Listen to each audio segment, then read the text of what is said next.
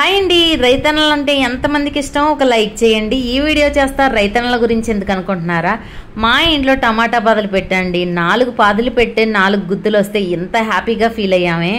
సంవత్సరం అంతా కష్టపడి రైతన్నలందరూ ఎండనక వాననక అసలు అంతా కూడా సంవత్సరం అంతా చేసి పంట చేతికి వచ్చాక అబ్బా ఈ సంవత్సరం పంట బాగా పండింది, డబ్బులు కూడా బాగా వస్తాయి అని చాలా హ్యాపీగా ఫీల్ అవుతారండి. తీరా చూస్తే పండించాక కొనేవాళ్ళు అంత రేట్ లేదు ఇంత రేట్ లేదు అన్నప్పుడు రైతులు ఎంతో బాధపడతారండి. అది నేను దగ్గరగా ఉండి చూశాను. ఎందుకంటే మా నాన్న కూడా ఒక రైతేనండి. పంట ఈ సంవత్సరం బాగా పండిందమ్మా, డబ్బులు బాగా వస్తాయి అంటారు.